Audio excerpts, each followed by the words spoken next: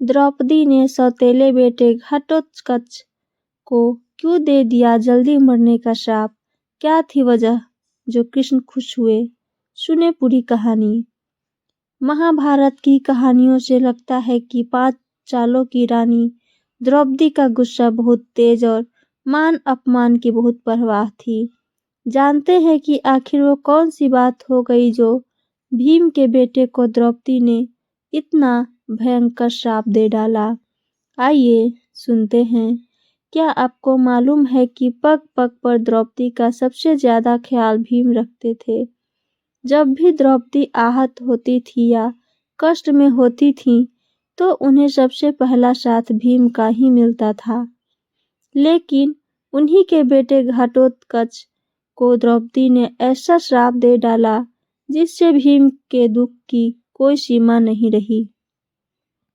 घटोत्कच की माँ इससे सबसे ज्यादा विचलित हुई क्योंकि अपने ही परिवार को कोई किसी को ऐसा श्राप देने के बारे में सोच भी नहीं सकता था। द्रौपदी ने भीम और हिडिंबा के अकेले बेटे घटोत्कच को जल्दी मरने का श्राप दे दिया। श्राप में उन्होंने कहा, घटोत्कच की मृत्यु न केवल जल्दी हो जाएगी बल्कि बिना लड़े ही हो जाएगी। किसी वीर के लिए इससे बड़ा भी श्राप क्या होगा? अगर उससे ये कहा जाए कि वह युद्ध में बगैर लड़े ही मर जाएगा। हालांकि बाद में घटोत्कच की मृत्यु हो गई तो द्रौपदी बहुत दुखी भी हुई, खुद को कोसा भी। द्रौपदी ने चंबल नदी और कुत्तों को भी दिया था श्राप। द्रौपदी ने इसके अलावा चंबल नदी और कुत्तों को भी श्राप दिया, लेकिन ये वाला श्राप तो सच में काफी स्तब्ध कर देने वाला था। दरअसल भीम की पत्नी हिडिंबा और द्रौपदी के बीच संबंध अच्छे नहीं थे। हिडिंबा द्रौपदी को बहुत पसंद नहीं करती थी। हिडिंबा ने क्या कहा था पुत्र से? संदर्भों के अनुसार जब भीम का पुत्र पहली बार पिता से मिलने हस्तिनापुर आया तो माँ हिडिंबा ने उसे द्रौपदी के बारे में बहुत अच्छी राय नहीं दी थी। ये कहा था कि वह द्रौपदी को अनदेखा करे और सम्मान ना दे। इससे द्रौपदी गुस्से से भरी उठी। लंबे चौड़े घटोत्कच की गलती ये रही कि उसने द्रौपदी को पहले इग्नोर कर दिया, फिर उसे राजसभा में अपमानित भी किया, जिससे द्रौपदी बहुत आहत हुई। उसके गुस्से की कोई सीमा नहीं रही। उसने तरस से घटोत्कच को श्राप दे दिया कि उसकी आयु कम होगी, वह बिना किसी युद्ध के ही मारा जाएगा। द्रौपदी ने भरी सभा में घटोत्कच के अपमान के बाद कहा, वह एक विशेष स्त्री है, पांडवों की पत्नी और राजा द्रुपद की पुत्री, लिहाजा उसका असम्मान करके घटोत्कच ने अपराध जैसा किया है। भीम को सदमे में आ गए। जब भीम ने ये सुना तो वह स्तब्ध रह गए। उनके साथ पूरी सभा सन्नाटे में आ गई कि यह द्रौपदी कैसा श्राप अपने ही सौतेले बेटे को दे दिया, क्योंकि कोई सपने में भी नहीं सोच सकता था कि नाराज होकर द्रौपदी ऐसा कुछ कर डालेंगी। लेकिन तीर तो कमान से छूट चुका था। इस श्राप का क्या असर हुआ, आइए जानते हैं। बाद में इस श्राप ने वाकई रंग दिखाया। महाभारत के युद्ध में कर्ण ने उसे इंद्र का अमोघ अस्त्र चलाकर मारा, जबकि वह वास्तव में अर्जुन पर इसका प्रयोग करना चाहता था। इस तरह द्रौपदी के श्राप का परिणाम घटोत्कच की मृत्यु के रूप में सामने आया। घटोत्कच की ताकत। घटोत्कच को अपनी विशालकाय शक्ति के लिए जाना जाता था।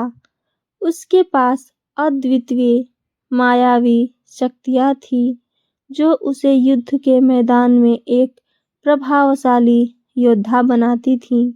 वह अपने आकार को बढ़ा सकता था, कौरवों की सेना में आतंक मचा सकता था। जब महाभारत युद्ध के दौरान जब कौरवों की सेना पांडवों पर भारी पड़ रही थी, तब भीम ने घटोत्कच को युद्ध में बुलाया। घटोत्कच ने अपनी शक्तियों का उपयोग करते हुए कौरवों की सेना को बुरी तरह से कुचल दिया। उसके एक कदम से हजारों सैनिक मारे जाते थे। तब कर्ण ने दिव्यास्त्र का उपयोग करके उसको मार डाला। घटोत्कच की शक्ति को देखकर दुर्योधन ने कर्ण को उसे मारने के लिए भेजा। कर्ण ने अपने दिव्यास्त्र शक्ति का उपयोग किया जो केवल एक बार प्रयोग किया जा सकता था। इसी के माध्यम से उसने घटोत्कच का वध कर दिया। पांडव दुखी, लेकिन घटोत्कच के मरने पर कृष्ण क्यों खुश हुए, आइए जानते हैं।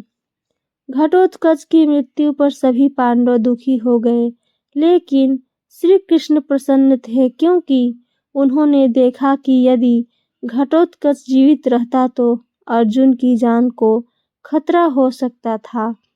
घटोत्कच की मृत्यु के बाद युद्ध का रुख बदल गया। कर्ण अब इंद्र की शक्ति खो चुका था, जिससे अर्जुन को कर्ण से लड़ने में आसानी हुई। इस प्रकार घटोत्कच की मृत्यु ने युद्ध के परिणाम को प्रभावित किया। पांडवों के लिए एक नया अवसर प्रदान हुआ। तब सबसे ज्यादा पछतावा द्रौपदी को ही हुआ। जब घटोत्कच की मृत्यु हुई तो सबसे ज्यादा पछतावा भी द्रौपदी को हुआ। उसे गहरा दुख हुआ कि उसके क्रोध ने एक वीर योद्धा की जान ले ली। कुछ स्रोतों के अनुसार द्रौपदी को अपनी गलती का एहसास भी हुआ। उसने महसूस किया कि उसका गुस्सा कुछ जरूरत से ज्यादा ही था। द्रौपदी ने गुस्सा कुछ ज्यादा किया था। द्रौपदी का स्वाभिमान बहुत ऊंचा था। धर्मशास्त्रों में कहा गया है कि द्रौपदी का स्वभाव स्वाभाविक रूप से गुस्सैल था।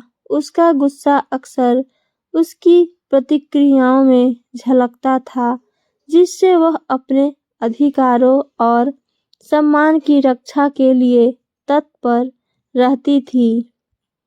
तो ये थी हमारी आज की कहानी।